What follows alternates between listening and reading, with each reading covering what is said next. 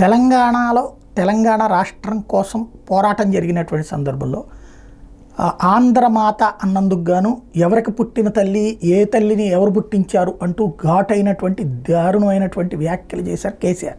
అయితే ఆ భావన యొక్క అవసరాన్ని గుర్తించి అధికారంలోకి వచ్చిన తర్వాత తెలంగాణ తల్లి విగ్రహాన్ని తయారు చేశాడు. ఏది తెలుగు తల్లి ఫ్లైఓవర్ని గురించి కూడా అక్కడ ఈ మధ్యకాలంలో మాట్లాడుతూ ఉన్నారు. అప్పట్లో విగ్రహాలకు సంబంధించి విచిత్రమైనటువంటి వివాదాలు వచ్చినటువంటి సందర్భం.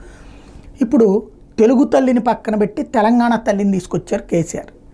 ఆ తెలంగాణ తల్లి దాదాపుగా ఏదైతే వాళ్ళు తీసుకొచ్చినటువంటిది కవిత ఫేస్ లాగా పెట్టారంటూ విమర్శలు చేస్తూ వచ్చింది కాంగ్రెస్ పార్టీ. ఇప్పుడు వీళ్ళు మార్చేశారు, ఇంకొక తల్లిని తీసుకొచ్చారు. ఆమె సర్వాలంకరణ భూషిత అయినటువంటి తెలంగాణ తల్లి అయితే ఈవిడ రియాలిటీకి ప్రతిబింబం అంటూ ఒక సాధారణ పల్లెపడుచు లాంటి తల్లి అవతారాన్ని తీసుకొచ్చి ఒక విగ్రహాన్ని తయారు చేసి పెట్టారు. ఇప్పుడు మళ్ళీ మేము వస్తే మారుస్తామని బీఆర్ఎస్ అంటోంది. అదే సందర్భంలో ఈమె అసలైన తల్లి అంటోంది కాంగ్రెస్ పార్టీ. అభయహస్తంతో ఉన్నటువంటి కాన్సెప్ట్ వీళ్ళు ప్రొజెక్ట్ చేస్తే కాంగ్రెస్ పార్టీ గుర్తు కోసం తెలంగాణ తల్లిని మార్చేశారని వీళ్ళు అంటున్నారు.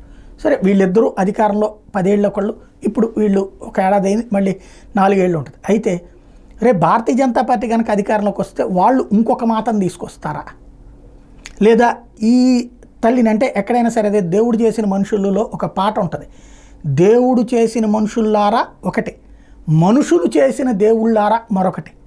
అట్లాగే ఇప్పుడు తెలంగాణ తల్లి బిడ్డలు ఇప్పుడు తల్లులనే కొత్తగా తయారు చేస్తున్నటువంటి నేపథ్యంలో రాబోయేటువంటి రోజుల్లో ఇప్పటికైనా ఒక ఎండ్ పెడతారా ఇక్కడికి, లేదా ఇలాగ ప్రభుత్వాలు మారినప్పుడల్లా కొత్త తెలంగాణ తల్లి అవతారం వస్తుందో చూడాలి.